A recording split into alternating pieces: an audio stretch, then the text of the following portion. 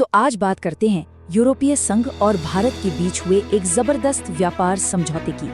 एक ऐसा समझौता जो 1.8 अरब से ज्यादा लोगों की जिंदगी और इकोनॉमी पर असर डाल सकता है। देखिए, ये सिर्फ एक कागजी एग्रीमेंट नहीं है, बल्कि दुनिया के 2 सबसे बड़े लोकतंत्रों के बीच एक बिल्कुल नई आर्थिक दोस्ती की शुरुआत है।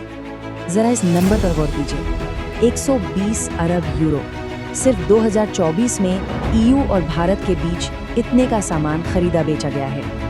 ये रकम इतनी बड़ी है कि दुनिया के कई छोटे मोटे देशों की पूरी जीडीपी भी इसके सामने कम पड़ जाए। इससे पता चलता है कि दोनों के बीच आर्थिक रिश्ते कितने गहरे हैं। और बात यहीं खत्म नहीं होती। अब एक नया समझौता इस विशाल व्यापार को और भी कहीं ज्यादा बड़ा बनाने वाला है।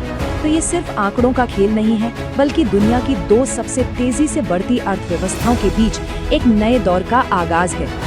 तो चलिए जरा गहराई में उतरते हैं और समझते हैं कि आखिर ये 120 अरब यूरो की पार्टनरशिप असल में काम कैसे करेगी।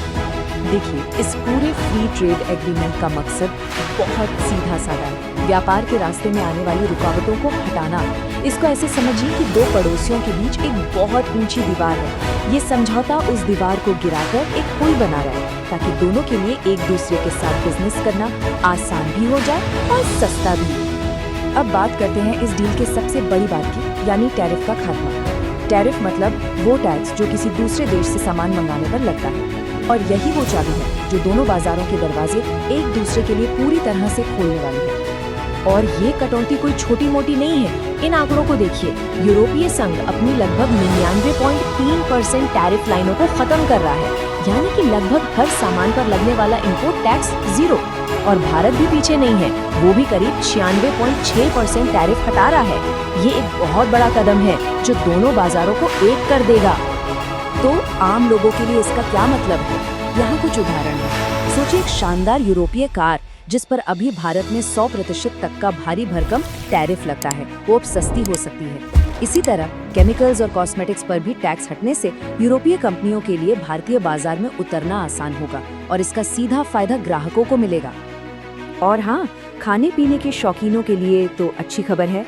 यूरोपियन वाइन और स्पिरिट्स जिन पर 150% तक का जबरदस्त टैरिफ था, वो अब घटकर सिर्फ 30 से 50% रह जाएगा।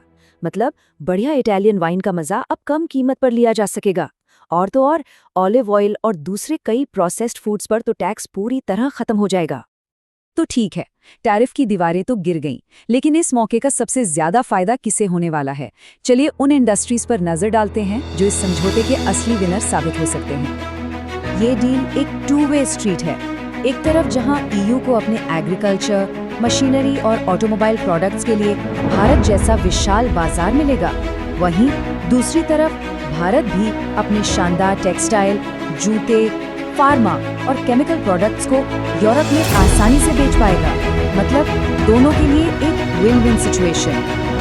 लेकिन रुकिए, ये डील सिर्फ कंटेनरों और सामानों तक ही सीमित नहीं। ये 21वीं सदी की डील है और इसमें आज के डिजिटल दुनिया यानी डेटा और टेक्नोलॉजी का भी पूरा ख्याल रखा गया है। व्यापार को तेज और असरदार बनाने के लिए कस्टम्स के पुराने तौर तरीकों को बदला जाएगा। सोचिए, एयरपोर्ट पर सिक्योरिटी की तरह, जहां सब कुछ फटाफट हो जाता है, अब कम कागज लगेंगे, सामान की जांच पड़ताल पहले से हो जाएगी और शिपमेंट पोर्ट पर अटकेंगे नहीं। इससे व्यापारियों का कीमती समय और पैसा दोनों बचेगा। अब एक बहुत ही जरूरी बात, सोर्स कोड प्रोटेक्शन। ये क्या है? इसे ऐसे समझें कि ये किसी भी सॉफ्टवेयर की सीक्रेट रेसिपी है।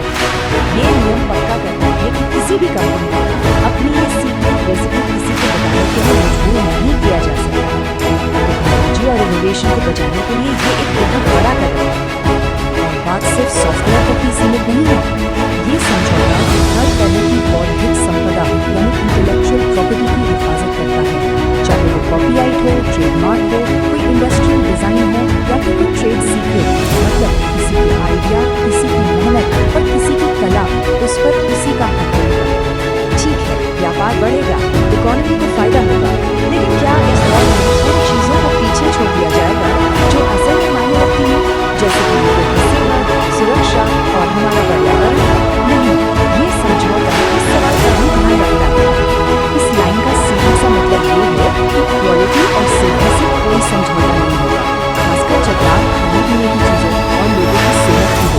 यूरोपीय संघ के पास पूरा अधिकार रहेगा कि वो अपने नागरिकों की सुरक्षा के लिए कड़े से कड़े नियम बनाए रखें। और देखिए, ये डील सिर्फ मुनाफे के बारे में नहीं है, ये जिम्मेदारियों के बारे में भी है। दोनों ही पक्ष क्लाइमेट चेंज से लड़ने के लिए पेरिस समझौते को लागू करने, मजदूरों के अधिकारों का सम्मान करने, जंगलों और बायोडाइवर्सिटी को बचाने और जेंडर इक्वालिटी को बढ़ावा देने के लिए भी कमिटेड है। ये दिखाता है कि व्यापार एक अच्छी दुनिया बनाने का जरिया भी बन सकता है।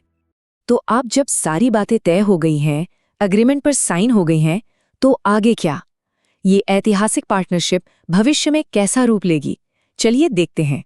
देखिए, कोई भी बड़ा समझौता बिना देखरेख के नहीं चल सकता, इसलिए इसे ठीक से चलाने के लिए एक पूरा सिस्टम बनाया गया है।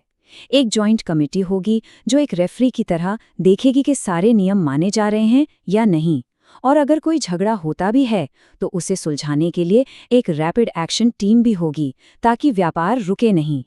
और आखिर में एक बड़ा सवाल हमारे सामने खड़ा होता है।